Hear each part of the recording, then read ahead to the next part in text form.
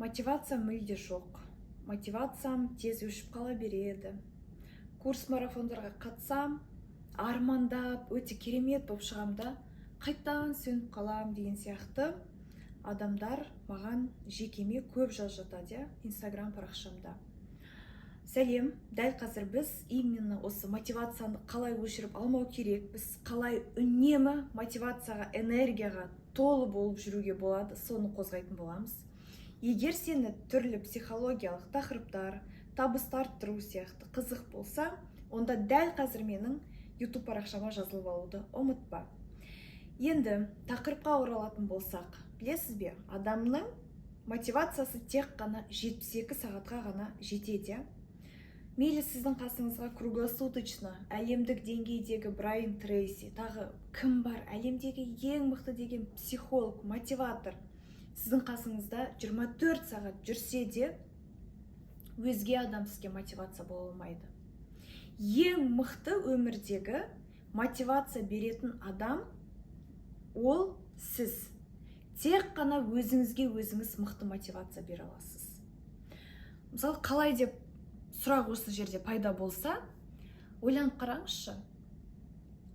Енді біз қазақтың менталитетіне оралатын болсақ, әрине қазақ өзін екінші орынға қоятын адам, бізге ең бірінші орында бала шағамыз тұрады, тұрмыста болсақ, бауырларымыз, аналарымыз, тіпті кейбір адамдар құрбыларын өзінің өмірінен де жоғары қойып кетуі мүмкін. Ең бірінші қалай? Сіз өзіңізге конкретно арман мақсат табу керексіз. Қазіргі таңдағы сіздің қолыңыздағы жоқ нәрсені армандауыңыз керек. Именно сізге қол жетімсіз нәрсені, дәл қазір сізге мүмкін емес, ақшаңыз жетпейтін, даже білмеймін, бір адаммен қатты араласқыңыз келсе, немесе сіз тұрмысқа шықпаған қыз болсаңыз, өзіңіздің арманыңызда бір жігіт бар шығар, қандай жігітті қалайтындығыңыз жайлы. Сондай қолыңызға жетпейді, бұл қазір маған мүмкін емес деген нәрсені ойлау керексіз ғой. Тек қана ойламау керексіз, ол нәрсеге қалай қол жеткіземін деген екінші ой артында жалғасып кетуі керек. Мысалы, мынандайда, егер сіз дәл қазіргі таңда, мен мотивациям өшіп қалады, мен жалғауланып қалам, ерініп қалам, мен деген бір нәрсе істеп келе жатып тоқтап қалам орта жолда десеңіз, мен сізге қазір ауыр айтсам ренжімеңіз. Қазақта бір сөз бар ғой, далбаса деген, білмеймін, оны бүкіл Қазақстан қолданады ма, әлде ол тек қана оңтүстіктің біздің қолданатын сөз ба. Егер сіз дәл осылай жүрген болсаңыз, онда ренжімеңіз, сіздің арман мақсаттарыңыз далбаса. Потому что адамды мақсаты қанаттандыру керек. Адамды мақсаты ұйықтатпау керек. Адамды мақсаты сындырмау керек. Адамды, если сіздің мақсатыңыз бар болса, өзге адамдардың критикасы, өзге адамдардың сіздің арманыңызға сенбеуі тем более сізді тоқтатпау керек. Біз қандаймыз? Даже бір адам, қойш қиялдама, қойш ол лохотрон, қойш сен блогер болып кетесің ме сен? Біреу маған блогер боласың ба деп айт, содан ұялып мен сторисқа шықпай қойдым. Сіздің онда нақты өмірде мақсатыңыз жоқ. Мысалы, дәл қазір мен осы видеоны басып отырмын. Білесіз ба? Ең бірінші здоровый эгоизм. Мен өзімнің мақсатым үшін басып отырмын. Бірінші сіз үшін емес, бірінші менің өзімнің мақсатым үшін. Бірақ бұл видео көбінесе менен көрі, дәл қазір сіз көріп отқандықтан сізге пайда алып келеді. Бұл жерде здоровый эгоизм дегенге тағы дұрыс түсінбей қалмау керек. Адам всегда өзін бірінші орынға қоюы арқылы, өзінің мақсатын бірінші орынға қоюы арқылы өзге адамға пайдалы болуы керек. Еще ол нәрсе тегін емес, сізге ақша алып келуі керек. Мысалы, менің мақсатым бүкіл Қазақстанға танылу. Дәл қазіргі таңда мен ағылшын тілінде сөйлей алам, бірақ акцент барлығын жақсарту үшін шет елге оқуға бара жатырмын. Ол нәрсе маған оңай ақша емес, бірақ бұл менің мақсатым да, әлемдік деңгейде танылу. И дәл қазір түнгі сағат 1 болайын деп қалды, по-моему, да, мен ана жақта телефон қарайын десем жоқ екен, 1 болайын деп қалды, мен түннің 1 уақытында 1-ге 15 минут қалған екен, сіздерге видео басып отыр. Потому что менің мақсатым қазір мен төсекке спокойно ұйықтатпайды. Мен ішімден андай нәрсе тұрады. Бүгін мен YouTube-тың контентына видео түсірмедім. Ертең мен таңғы 5-те тұру керекпін. Неліктен мен 4-5 сағат қана ұйықтасам да жүре берем? Потому что менің мақсатым бар. Дәл сол сияқты сіздің де мақсатыңыз болуы керек. Бала-шаға, ұйқы, кедергілер, анау-мынау деген нәрсе. Ал осы үлкен мақсат, сізді алдыға жетелейтін, үнемі мотивация беріп тұрады. Ал үнемі мотивация бар жерде не бар? Энергия бар. А когда сенің энергияң тасып тұрады, барлық нәрсені істей бересің, сен көңіл күйің де тыныш, потому что сенің мақсатың бар да, қай жаққа сен бара жатқаныңды білесің да, нақты. Дәл қазіргі точкаңнан сен қай жерде 1 жылдан кейін боласың, 1 айдан кейін боласың, сен уже нақты білесің. Мен қазіргі таңда уже нақты білем мен. 1 айдан кейін мен не істеймін, 2 айдан кейін қайда болам, 3 айдан кейін мен Лондондағы оқуымнан келген соң қайда жүремін, қандай клиенттермен жұмыс жасаймын, қандай курс жасаймын, курсымды қандай форматта, түсініп тұрсыз ба? Барлығы дәл бүгінгі күніңіздің өмірі болашақ 3-5 жылыңызға қызмет етуі керек.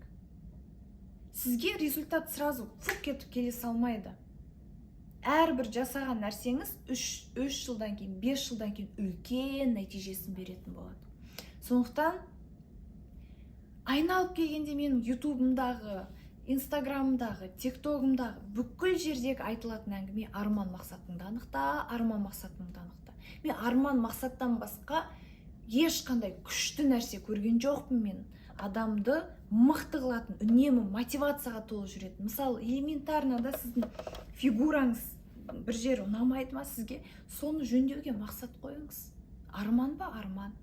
Идеальный өзіңнің телаңды көргің келеді ма? Жұмыс жаса, пожалуйста. Или сіздегі қазір Аллаға шүкір менде барлығы бар, мен бақытты адаммын дейтін адамдар бар. Сіздің шүкірлігіңіз әрқашан болу керек. Мен оған сізге ешқандай претензия айта алмаймын. Бірақ сіздің дәл қазіргі левел, дәл қазіргі сіздің жағдайыңыздан кішкене жоғарғы состоянияны үнемі армандау қажетсіз. Либо өзіңіздегі жоқ сырғаны мақсат қылып қойыңыз, именно брендовый сырғаны.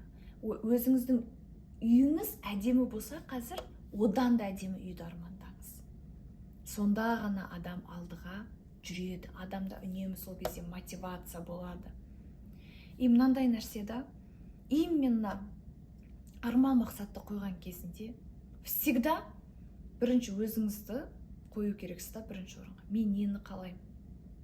Мен қандай өмірді сүргім келеді?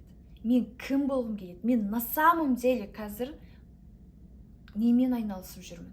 И бұл айналысып жүрген нәрсе маған қандай нәтиже береді? Мен кім болғым келеді? Если сіз даже врач болып қазір миллион теңге алып отырсаңыз да, көзіңізді жұмып просто өзіңізге сұрақ қойыңыз. Сіз кім болғыңыз келеді на самом деле? Может, сіз врачсыз, бірақ суретші болғыңыз келетін шығар. Адам өзінің нақты мақсатын сезінуі керек. Прям детально көзіңізге елестетіп, прям ұшып кететіндей болу керексіз мақсатты ойлаған кезінде. Дәл осындай мақсат қойып, сіз әрекет жасайтын болсаңыз, мотивацияңыз өшпейді. Білесіздер ме, менің аяғымды қаншама адам шалады. Қазақ десек өзімізге тиеді. Менің отбасылық жағдайым бір адам білсе, бір адам білмейді. Мен мысалы жетім қызбын. Ата-анам менің 12-11 жасымда қайтыс болған, 11 жасымда әкем, 12 жасымда анам, одан кейін туған жездем, мен кім қолына алады, бағып, сол адамдардың бәрі қайтыс болып бастаған. То есть, дәл осындай күніңе жетіп отырсаң да сенің аяғыңа шалатын адам бар да. Тек қана сіз шалынып, сіз өсек болып, тек қана сізді ғана біреу сатып кетіп, сізді ғана ұрып, алдап жүрген жоқ. бұл өмірде ешкімді таңдамайды. Ойбай, Марияшқа жанымыз ашысыншы, бұның күйеуі қайтыс болған. Ойбай, қазір Аяға жанымыз ашысыншы, бұның әке-шешесі кішкентайында қайтыс болып кеткен. Ойбай, біз қазір Айфараға жанымыз ашайықшы деген сияқты ондай сөз жоқ өмірде. Сен ажырастың ба, 10 балаң болып, жалғыз өзің кішкентай бір бөлмеде тұрып жатырсың ба, сен кішкентайыңнан әке-шешең қайтыс болып кетіп жетім өстің ба, ешкіммен шаруасы жоқ. Так что дәл қазірден бастап өзіңді қолға ал, мотивациям өшіп қалды деп отырмай, үлкен мақсат қой. Если сенің мотивацияң өшіп қалды деп әлі отырсаң, шиқылдап, балапандар ұқсап, тауықтың балапандары ұқсап, қай жаққа барарын білмей шиқ қиқ деп, онда сенің арман мақсаттарың тым кішкентай. Сондықтан бір ғана жолы дәл қазір өміріңдегі жоқ нәрселерді армандап, сол нәрсеге қол жеткізуге мақсат қой. Қазіргі состояниең сені қызықтырмауы керек. Қайықта тұрып жатырсың, кім саған не деп жатыр, хорошо? Осы нәрсені бірінші орынға қой, міндетті түрде. Және де, если сізге күнделікті мотивация қажет болса, күнделікті көптеген осы арман мақсатқа қол жеткізуге техникалар қажет болса, онда менің Ая Жібек деген инстаграм парақшама тіркеліп алыңыз. Ол жақта мен көптеген пайдалы ақпараттар күн сайын сторисыма салып отырамын. Және де ол жақта мен күн сайын онлайнмын, ал ютубта менің видеом күн сайын шықпайды, Және де дәл осы видео сізге мотивация берсе, сізге бір инсайт, сізде бір инсайт пайда болса, онда міндетті түрде Ая Жібек парақшасына мына көрсетіп қойған инстаграм парақшамды белгілеп, өзіңіздің ойыңызбен бөлісіңізші. Мен міндетті түрде директте оқып, сізбен жақынырақ танысып, психолог ретінде сұрағыңызды қойсаңыз, міндетті түрде жауап беріп, кеңесімді беремін. Ендеше сәттілік, осы мен айтқан арман мақсат жайлы кеңесімді дәл қазір жасайсыз деген ойдамын. Тек қана алдыға мотивация беретін адам өмірде өзіңізге тек қана сіз екеніңізді ұмытпаңыз. Ендеше келесі алдағы уақыттарда жолыққанша.